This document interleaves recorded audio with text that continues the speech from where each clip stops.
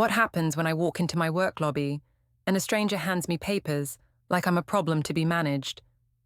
How can one Vegas trip with a just friend turn into a legal result that hits in front of everyone? My name is Lavinia Quillan, and I always said I was the practical one in our marriage. I worked, I planned, I kept the house moving. Ethan liked routines, lists, and quiet evenings. People called him steady. I used to call him safe. Later, I started calling him small, but only when I needed a reason. That week began like any other. I stood in our kitchen with my phone in my hand and coffee in the other. The screen lit up with a message from Brent Halverson. He had sent a short line about Vegas and a plain emoji. I told myself it was normal. Brent was a friend from the gym. He was funny and loud, and he made everything feel easy. Ethan walked in and saw my smile. He asked who I was texting so early. I said it was a coworker, and I turned the phone face down. I did it fast, like a reflex. Ethan did not shout. He never did. He just watched, like he was trying to understand a puzzle. He asked why I looked nervous. I said I was tired and he was imagining things. I added that he had been tense lately. I said it like a diagnosis. I knew how to do that. If I sounded calm, people believed me. Ethan opened the fridge and reached for the milk. His hand paused. He asked if Vegas was still happening. I shrugged and said it was a girls' weekend plan that changed into a mixed group. I said it was not a big deal. I said trust meant I did not need permission. I used that word on purpose. He asked why Brent was going. I said Brent was just a friend. And I said it with a laugh like he had told a silly joke. Ethan did not laugh.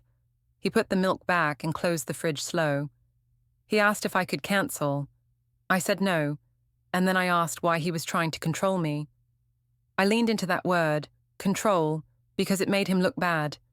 It made me look brave. It made my choice sound like a cause. Ethan said he was not trying to control me. He said he felt disrespected. I answered that he was too sensitive. I told him that modern marriages needed space. I told him I needed space because I worked hard and I deserved fun. In my head, deserved felt like a shield. He asked if I would go with a man friend to a party city if I were him. I said he would never have a woman friend like that because he was not social. I made it sound like a flaw. It was easier than answering. The kids ran in then, still half asleep. Maya asked for cereal. Noah asked for cartoons. Ethan poured cereal without looking at me. I acted like I did not notice.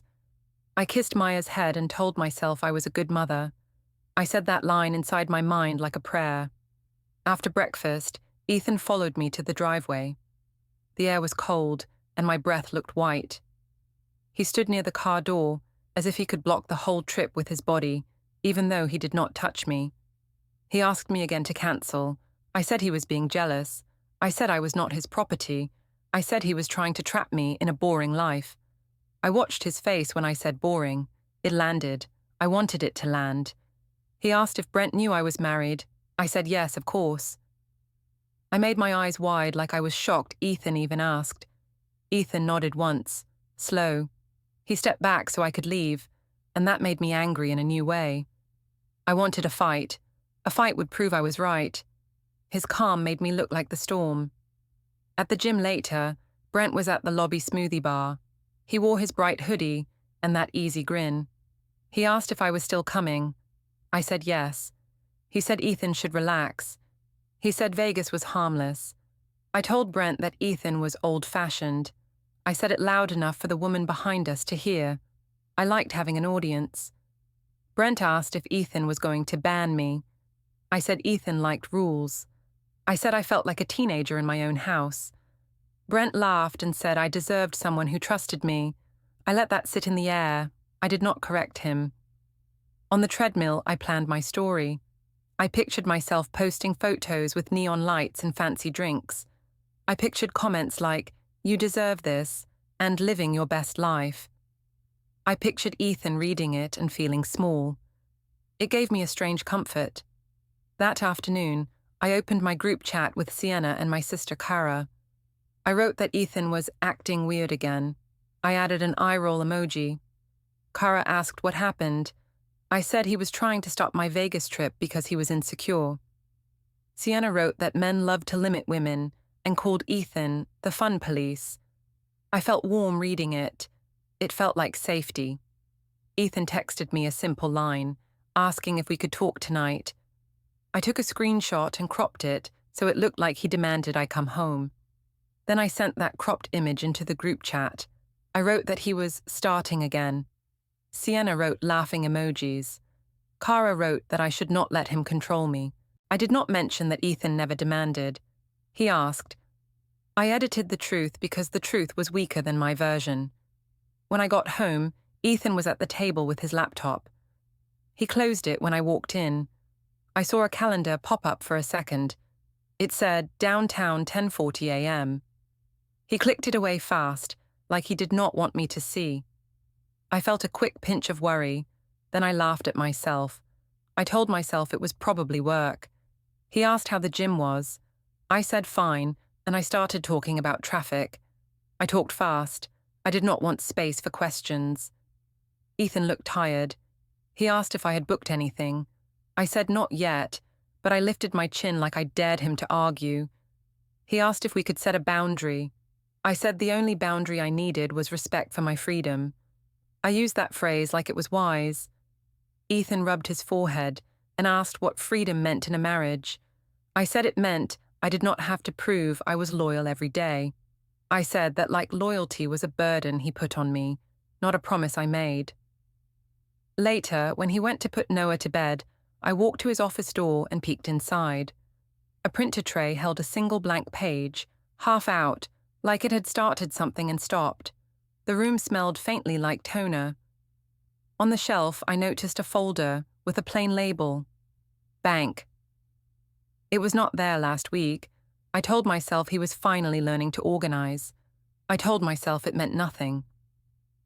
In the kitchen, I poured water and saw 2 mugs on opposite counters. Mine was by the sink. His was by the stove. It looked like a line between us. I did not like that. I wanted the house to look like I was still in charge. I opened my travel app and booked the flight. My thumb hovered for 1 second, then I pressed confirm. I felt a rush, like winning. I told myself it was a simple trip. I told myself Ethan would calm down and apologize for overreacting. I said that last part like it was already decided. Ethan came back from the kids' rooms and saw the confirmation email on my screen. He did not yell. He just asked if I really did it. I said yes, and I asked why he looked hurt. I said he was being dramatic again. His mouth opened like he wanted to say something, then he stopped. He walked to his phone, typed something, and set it down. I saw the top of the screen for a moment. It was a new note with 1 word. Dates. Then he locked it and looked at me like I had become someone he needed to document. On Monday at work, I carried the Vegas booking like a secret prize. I told myself it proved I was not trapped. I walked into the open plan office with my chin up. I smiled at people like nothing was wrong, even though my stomach was tight. Sienna met me near the copy machine. She asked if I had won yet. I said Ethan was still acting upset, but he would get over it. I said it like I was explaining a child. Sienna laughed and said, men hated when women had options. I liked that word, options. It made my choices sound smart, not messy. At my desk, I opened my email and tried to focus, but my phone buzzed again and again. Brent sent a message about a hotel deal. He asked if I wanted a nicer room. I did not answer right away. I waited on purpose. I told myself it made me look in control. Marcus, my manager, walked past and looked at my screen. He asked if everything was okay because I seemed distracted. I said I had family stress because my husband was being difficult.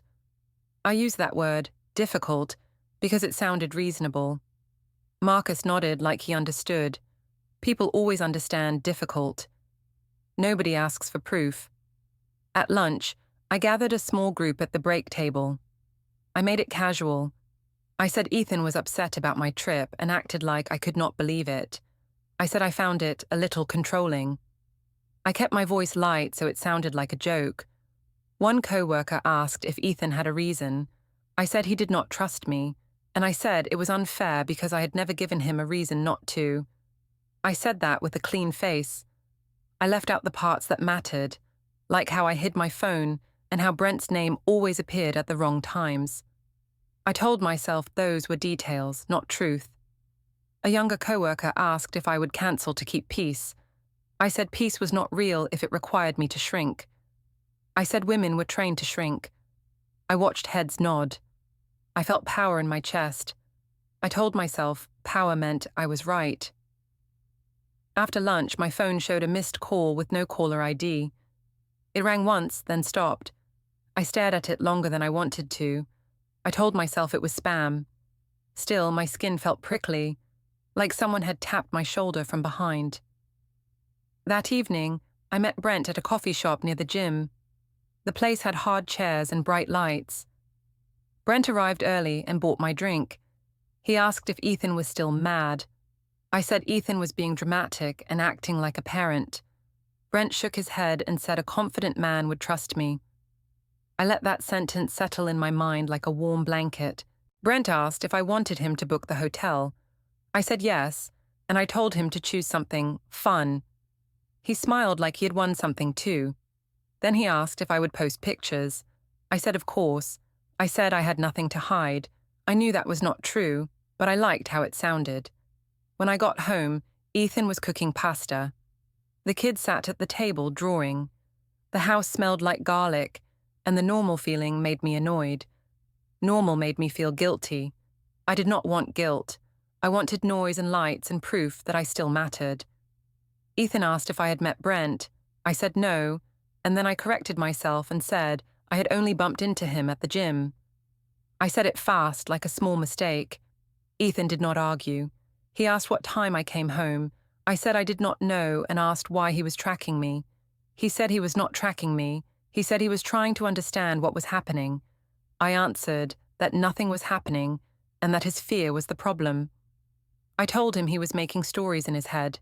I said if he loved me, he would trust me without questions. After dinner, I sat on the couch and opened my group chat. I wrote that Ethan was interrogating me again. Sienna wrote that I should train him not to ask. Cara wrote that some men needed consequences. I liked that idea. Consequences for him, not for me. I posted a short story on social media. I did not name Ethan, but I did not have to. I wrote about a husband who hates fun and a woman who refuses to be owned. People replied with hearts and fire emojis. I felt seen. That feeling was stronger than any quiet promise I once made. Ethan did not react online. He did not comment. He did not call me out. He just took the trash out and washed the dishes. His silence made me itch. It felt like he was stepping away from the game.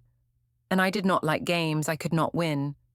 Later, I went to the hallway and looked into his office again. He was not there.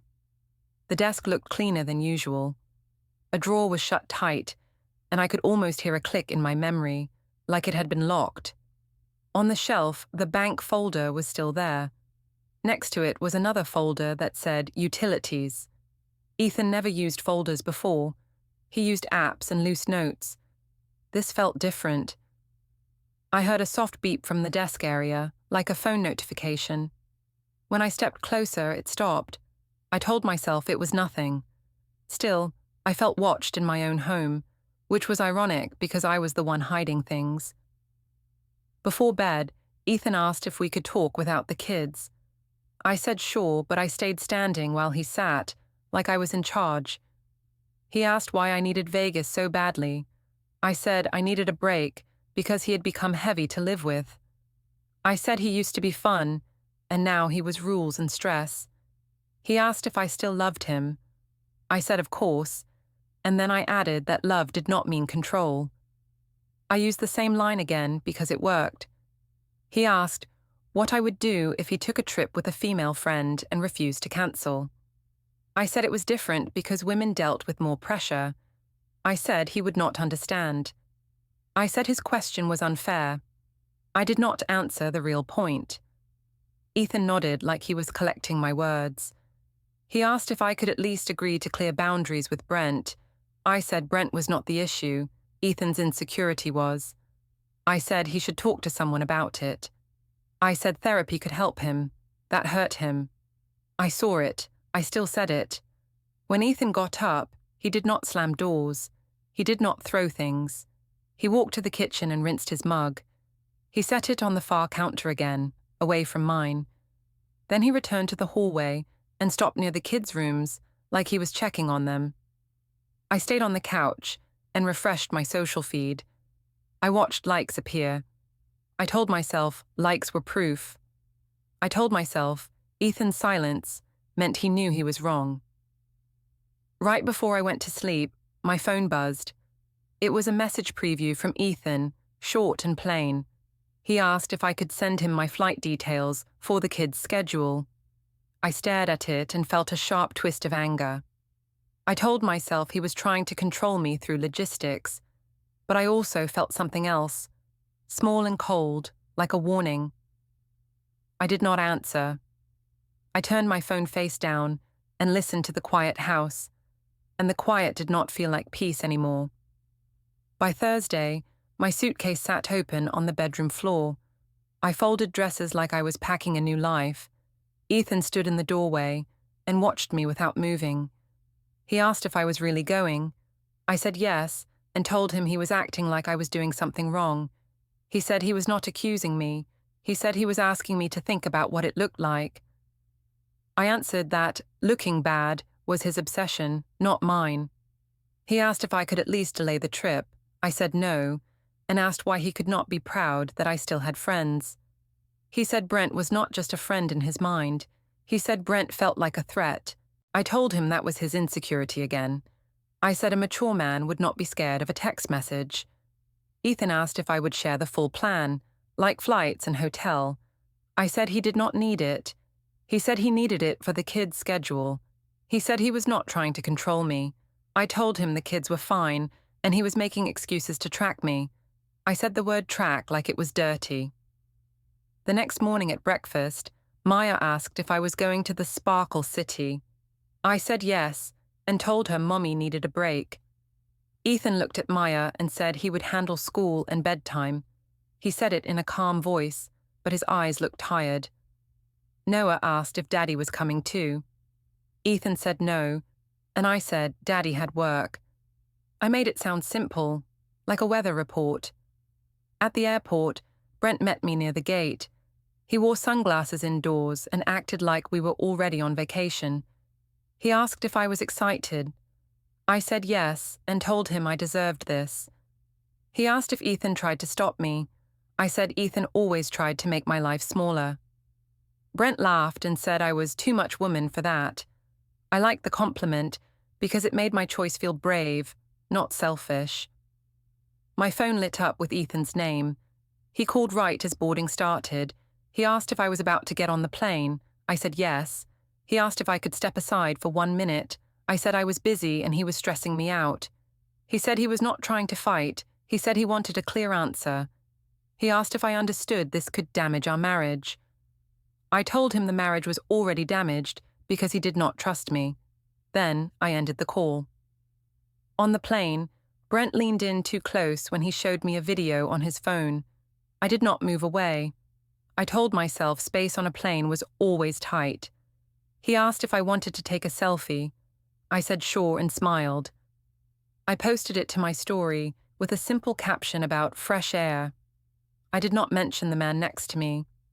I tagged the airport city anyway, like a small flag. When we landed, the heat hit my face, and my mood lifted fast. In the ride to the hotel, Brent talked about pools, buffets, and clubs. He asked if Ethan would keep texting. I said Ethan would calm down once he saw I was fine. Brent said I should mute him. I said I already had. At the hotel lobby, Brent told the front desk we were together for the reservation. I waited for the clerk to ask questions, but nobody did. Brent asked if we could upgrade the room. The clerk offered options like it was normal. I stood there and said nothing. I told myself it was just a room. I told myself adults could share space without meaning. I repeated that in my head like a rule. In the elevator, Brent asked if I felt free. I said yes. I said home had been heavy. I said Ethan made everything feel like a test. Brent nodded like he understood. That made me feel important, like I was finally being seen correctly. That first night, we walked through bright halls with loud music. Brent spoke to strangers like they were friends. He introduced me as Lavinia, the fun one. I liked that label because at home, I was the responsible one, and responsible felt like a cage. At a rooftop lounge, Brent raised his glass and said something about freedom. People around us cheered. I smiled like I was part of a movie. My phone buzzed again. Ethan sent a message asking if I was safe and asking when I planned to come back. There were no insults. There was no begging. It was so calm that it annoyed me. I wanted him to be messy so I could call him crazy. His calm made me feel exposed. Brent asked who was texting. I said it was just Ethan checking in. Brent said Ethan should relax. I told Brent that Ethan liked rules. Brent said rules were for people who could not keep their partner happy. I did not correct him. I let it sit there, heavy and useful. Later that night, the hallway outside the room was quiet. The door clicked shut behind us. The TV played in the background. Brent asked if I was okay. I said yes, and told him I was just tired. He moved closer and said I deserved affection. I did not push him away. I told myself it was comfort. I told myself it was not cheating because I had been lonely for months. I knew that was a story I was building, but it felt easier than admitting I chose it. In the morning, I woke up with a strange mix of energy and dread. Brent was already on his phone, smiling. He asked if I wanted breakfast downstairs. I said yes. When I checked my own phone, I saw a bank alert about a new login. It said my account was accessed from a device I did not recognize. My first thought was that Ethan did it. My second thought was that I had left my password saved on the family laptop. I felt a chill, but I told myself it was normal for spouses to have access. I told myself I had nothing to hide. We spent the day walking under bright signs and heat. Brent took photos and kept pulling me into frames with his arm near my waist. I did not stop him. I posted one picture with the skyline behind me. Comments came fast. Sienna wrote that I looked alive. Cara wrote heart emojis. I replied with a smile and told myself I was winning. That afternoon, Ethan sent another message. He asked if I could confirm my return flight time. He said he needed to plan school pickup and Noah's daycare. I left him on read. I told myself he did not deserve quick answers after trying to control me. I told myself silence was power. At night, Brent wanted to go out again. I said yes, even though my head felt full. In the elevator mirror, I looked at my face and tried to see the woman I used to be. I still think I was right then. I still think I earned this break, but I also felt something small and hard inside me, like a stone. On the second morning, my phone showed another missed call with no caller ID. It rang once and stopped again. I stared at the screen longer this time. Brent asked what it was. I said it was spam. Brent shrugged and said Vegas was full of weird calls. I laughed, but it did not sound real. When the trip ended, I packed fast and checked out without looking back at the lobby. On the flight home, I scrolled through my posts and comments. My feed looked like a celebration. My life looked easy. I watched the plane map crawl across the screen and told myself I would walk into my house like a queen. When I opened the front door, the air inside felt colder than the weather outside. The house was too quiet. Ethan was not in the living room. The kids' shoes were lined up neatly by the wall. I rolled my suitcase down the hallway and saw the guest room door closed. The bed inside looked slightly slept in, like someone had been using it for days. I stood there with my hand on the doorknob, and for the first time, my freedom felt like a bill coming due. I did not ask Ethan where he slept. I walked into the kitchen like nothing happened. I opened the fridge and frowned at the empty space where my favorite yogurt should be. I said we needed to shop. I said it out loud, like the house was a business and I was the manager. Ethan came in from the hallway with Noah in his arms. Noah clung to his shoulder. Ethan asked if my flight was okay. I said it was fine. I asked why the guest room was used. He said he wanted the kids to sleep well, and he did not want tension in the main bedroom. I told him he was being dramatic. I said sleeping apart was a threat. He said it was not a threat. He said it was a boundary. Maya walked in and looked at my suitcase. She asked if I brought her something. I said yes, and handed her a small keychain I bought at the airport. She smiled, then looked past me. She asked why Daddy's mug was on the far counter. I said Daddy liked his space. I said it like it was his choice, not a sign. Ethan asked if we could talk later when the kids were asleep. I said we could talk now. I wanted it on my terms. Ethan said he did not want to fight in front of them. I answered that nobody was fighting, and that he was the one acting strange. I watched his face for a reaction. He just nodded and started cutting fruit for the kids. That night, I opened my group chat and told Sienna and Cara that Ethan was doing the silent treatment. Sienna said that was emotional punishment. Cara asked if Ethan was going to leave. I wrote that Ethan would not leave because he needed me. I believed that. I needed to believe it. The next day, Darla invited us to dinner at a family restaurant. She said we should clear the air. I said yes right away. A public setting felt safe. Ethan would not raise his voice. He would not look like the hero. He would look like the man who could not handle his wife having fun. At the restaurant, the long table was already set. Plates were stacked. Water glasses caught the overhead lights. Darla sat at the center like she was hosting a show. Cara sat beside her with her phone ready. Patricia came with Ethan and the kids. She smiled politely at me, but her eyes stayed steady, not warm. Darla asked how Vegas was. I said it was amazing, and I said I felt alive. I said it loud, like a lesson. Cara asked if Ethan had calmed down. I said he was trying, but he had issues with control. I watched Ethan's jaw tighten. I felt a small thrill. I told myself it was justice.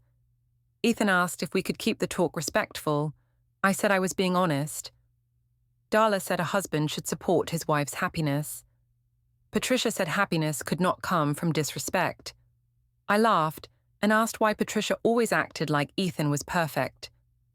Patricia said Ethan was not perfect. She said he was being treated badly. Cara asked Ethan why he was upset. Ethan said he felt embarrassed and hurt. He said he asked for one simple boundary, and it was ignored. I jumped in fast and said the boundary was not simple, it was controlling. I said he wanted to choose my friends. I said he wanted to decide what I wore. None of that was true, but it sounded dramatic, and drama made people pick sides. Jean looked at his menu and did not speak. He avoided my eyes. That annoyed me. I wanted him to defend me. I wanted him to say I was right. Instead, he asked the waiter about the soup of the day. Sienna was not there, but her voice lived in my head. I heard her saying, "Men love to limit women." I repeated that idea at the table. I said women carried families and deserved freedom. I said Ethan had no idea what pressure felt like. Ethan did not raise his voice. He just asked if we could talk privately later. I said he always wanted private talks because he could not handle the truth in public. Maya started picking at her food. She asked if we were mad at each other. I said no, and I smiled too wide. Ethan said we were having adult problems, but she was safe. Maya asked why Daddy slept in the other room. The table went quiet. I felt my cheeks burn. Ethan said he chose the guest room so everyone could rest. He said he did not want the kids to hear late-night arguments. Darla said he was being dramatic again. Patricia looked at Darla and said, "Rest was not drama." Cara filmed a short clip of the table, like it was content. I saw her phone and felt proud and sick at the same time. After dinner, we walked to the parking garage. The air smelled like oil and damp concrete. Ethan carried Noah on his hip and held Maya's hand. I walked behind them on purpose, like I was not chasing. I told myself a queen did not chase. In the garage, Ethan's car was parked facing toward the exit instead of the wall. It was a small thing, but it caught my eye. He always backed in before. He said it was safer for the kids. I told myself it meant nothing, but I felt that cold stone inside me again. Ethan opened the trunk and placed the kids' bags inside with care. He asked me what time my return flight had been, calmly, like he was checking a fact. I said he already knew because he had probably stalked my accounts. He said he was not stalking. He said he was trying to keep a timeline because things were unclear. The word timeline made my stomach tighten. I laughed and asked if he thought he was a detective. Ethan did not answer that. He buckled Noah into the seat. He asked Maya to put on her seatbelt. Patricia kissed the kids' heads and told them to sleep well. I stood there and waited for someone to comfort me. Nobody did. At home that night, Ethan did not come to the couch. He went to his office. I passed by and saw his laptop open for a moment. It showed a grid with numbers and dates, like a spreadsheet. I could not read the title. He closed it when he heard my steps. I went to the kitchen for water. A faint smell of toner floated in the air again, like the printer had run. The printer tray held another blank page half out, as if it had started and stopped. I told myself the printer was glitchy. Still, my throat felt tight. When I climbed the stairs, I heard a low humming sound from the office. It was brief, then silent. It sounded like a shredder, soft and steady. I froze on the landing. Ethan opened the office door a crack and asked if I needed something. I said no and asked why he was awake. He said he was organizing some household things. He said it in the same calm tone he used at the restaurant. In our bedroom, I checked my phone. My social posts still had likes. People still commented that I looked happy. I stared at those words. Happy, free, brave. I told myself they were true. I told myself Ethan was trying to punish me with quiet. Then I heard Maya's small voice from down the hall. She asked Ethan if Mommy was leaving again soon. Ethan answered softly, and I could not hear the words, but the tone was careful and sad. I stayed still in the dark, and for a second I felt like a stranger in my own house. I turned my phone face down and listened to the quiet. The quiet was not empty. It felt full of steps I did not see, like someone was walking ahead of me with a plan. At work on Tuesday, I acted like I was fine, but I kept checking my phone like it owed me an answer. Ethan had not commented on my posts. He had not begged. He had not tried to win me back the way I expected. I told myself he was sulking. I told myself silence was his last trick. Sienna came to my desk with her coffee and leaned in like we were sharing secrets. She asked if Ethan had apologized yet. I said he was still doing his quiet act. I said he was trying to punish me. Sienna said I should punish him back, publicly, so he learned. I liked that idea because it made me feel powerful again. I opened my social feed and posted another vague line about men who fear a woman with a life. I did not name Ethan, but everyone who knew me knew. I told myself it was harmless because it was my truth. I watched the likes pop up and felt my chest loosen. An hour later, Marcus sent me a message asking me to come to a small meeting room. His words were simple. He wrote that HR wanted a quick word. I felt a flare of anger, like someone had stepped into my story without permission. In the meeting room, an HR representative sat with a neutral face. Marcus sat beside her, looking tired. HR said my recent public posts had been reported because they mentioned my spouse and hinted at conflict. HR said it could affect the workplace if it turned into harassment or public drama. I laughed and asked if I was not allowed to talk about my life. HR said I could talk about my life, but I could not create risk for the company. HR said coworkers were concerned because my post sounded like a campaign. I said that was unfair. I said people loved to silence women the moment women spoke up. I said my husband was the one causing stress, not me. Marcus asked me to keep my personal conflict off public work connections. I said I had done nothing wrong. I stood up early to end it, like I was closing a door. Back at my desk, I texted Kara and wrote that HR was coming for me because Ethan had probably complained. Kara asked if Ethan really would do that. I said yes, because he was petty. I did not know if it was true, but it fit the villain shape I had built. That afternoon, I saw a calendar block appear on my phone. Mandatory meeting. It had no notes. It sat on Friday morning like a stone. I stared at it and told myself it was about work, not my marriage. Still, my hands felt cold.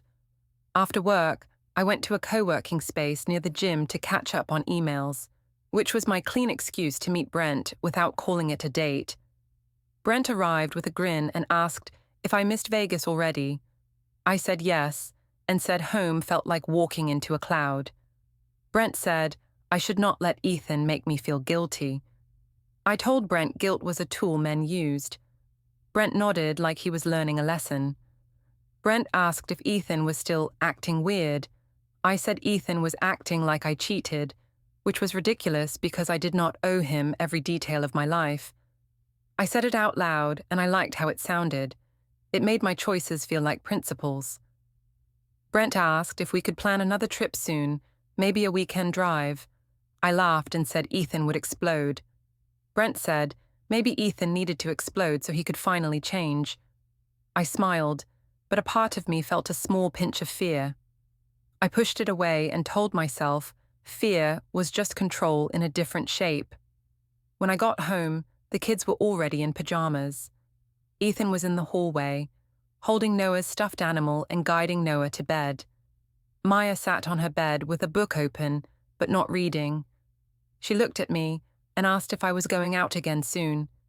I said no, and I made my voice sweet. I told her Mommy was home. Maya asked why Daddy was always tired now. I said Daddy had work stress. I said it like a fact, like I could edit his feelings the way I edited my posts. In the kitchen, Ethan asked if I could sit for a moment. I sat, but I crossed my arms, so my body said no. Ethan asked if we could agree on a simple schedule for the kids, like who would do pickup and who would do bedtime. He said he wanted it clear, so the kids felt safe. I heard the word clear and felt insulted, like he was managing me. I said he was acting like I was unreliable. Ethan said he was not calling me unreliable. He said he wanted less chaos. I said the chaos was his fault because he refused to trust me. I said he created tension with his rules. Ethan asked what rule he made besides asking me not to travel with Brent. I did not answer that. I changed the subject and said he was cold lately. I said his distance made me feel unwanted. I said I needed warmth, and he would not give it. Ethan listened without interrupting, which made me angrier. I wanted him to deny it loudly. I wanted him to beg. Instead, he asked if I understood how the Vegas photos looked. He said he saw one tagged picture where Brent's hand was on my waist. I said it was an angle. I said people touched in crowds. I said Ethan was turning pictures into lies. Ethan asked why I deleted messages and then restored them, because the phone backup showed gaps. My throat tightened. I said he was snooping. I said that was a violation. Ethan said he did not hack anything. He said the family tablet had synced notifications before I changed settings. He said he did not need secrets. He needed honesty. I laughed and asked if he thought he was a judge. He did not react to that. He stood and walked to his office door. I heard a soft click, like a drawer locking. He returned with a calm face and asked if I would stop posting about him online. I said I could post what I wanted. I said if he did not like it, he should behave better. I watched his eyes darken for 1 second, then go flat again. On the counter near the sink, I noticed a sticky note in his handwriting. It said, "Bring forms." I picked it up like it was trash. Ethan took it from my hand and put it back down. He said it was for errands. I asked what kind of errands needed forms. He said, house stuff, and his voice stayed even. Later, while Ethan packed lunches, his phone alarm went off with a short label. I saw the words for half a second. Paper drop. He silenced it fast. I asked what that was. He said it was nothing important. I smiled like I believed him. That night, I walked past his office and saw a browser tab flash before he minimized it. I caught a few words: notary near me and delivery tracking. I told myself he was planning a surprise for me. I almost laughed at my own lie, but I needed it. I needed to believe he was still orbiting me. In bed, Ethan did not come close.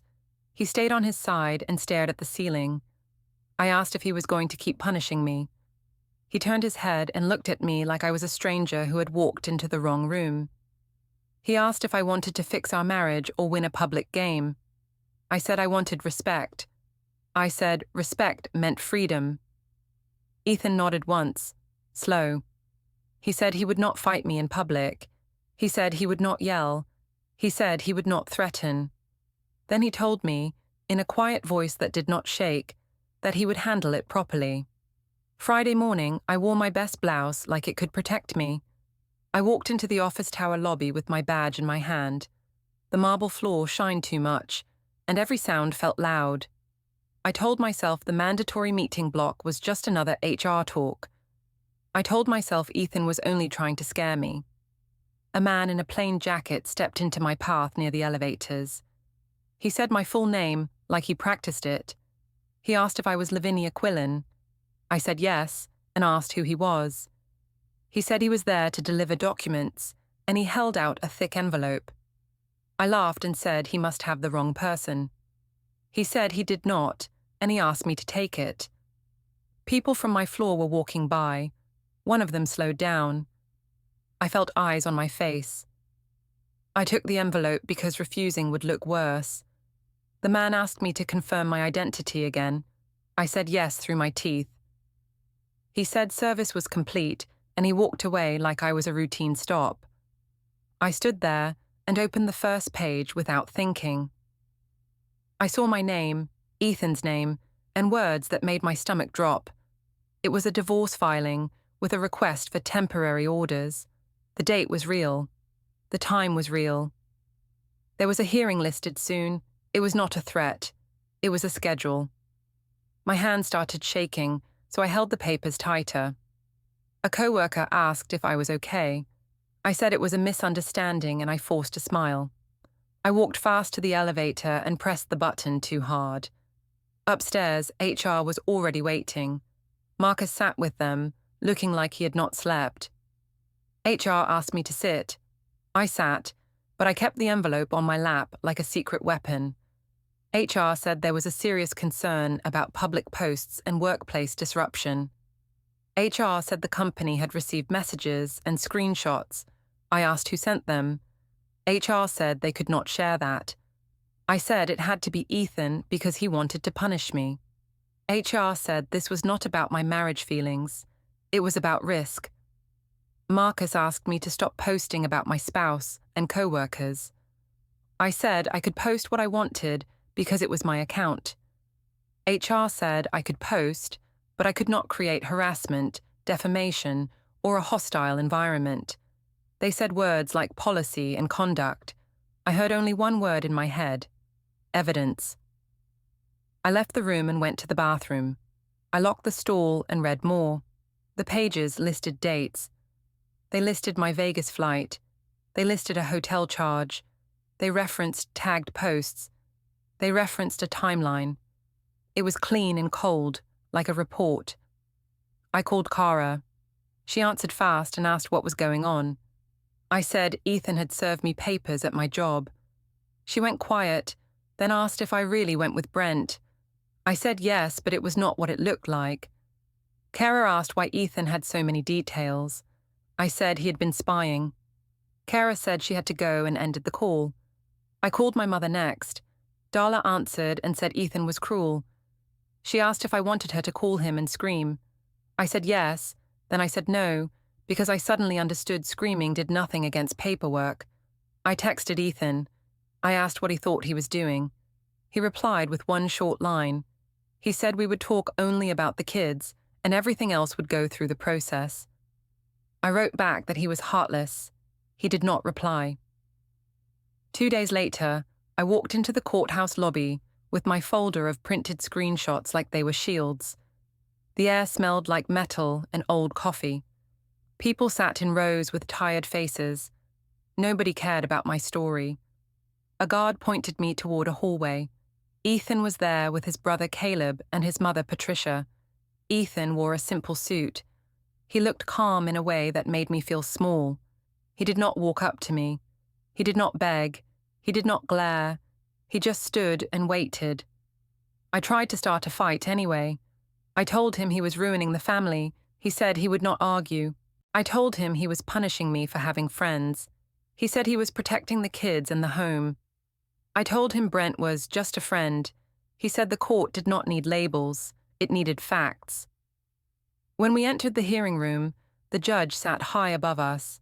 Everyone stood, then sat. My heart beat so hard I could feel it in my throat. I kept thinking I could talk my way out. I had always talked my way out. Ethan's side presented a simple timeline. They referenced travel confirmations, bank entries, and public posts. They referenced the tagged photo with Brent's hand on my waist. They referenced gaps in message history and device sync logs. It was not dramatic. It was organized. When it was my turn, I tried to make it about feelings. I said Ethan was controlling. I said he was punishing me with silence. I said he embarrassed me at work on purpose. The judge asked if I had proof of threats or violence. I said no. The judge asked if Ethan had blocked me from the kids. I said no. The judge asked if I had kept posting about him online after he asked me to stop. I hesitated, then said yes because it was my right. The judge looked down at the papers again. The judge spoke in a steady voice. The judge said temporary orders would start today. The judge set a clear parenting schedule with exchanges and times. The judge ordered that neither of us could move money in unusual ways or empty accounts. The judge ordered that we could not post about each other online or involve the children in adult conflict. The judge granted Ethan temporary use of the home for stability, with a plan for my access to personal items in an arranged time. My mouth opened, but no words came out. I looked at Ethan, waiting for a reaction. He did not smile. He did not gloat. He just nodded once, like he had been ready for this moment for a long time. The judge finished speaking, and Ethan stood up without looking at me.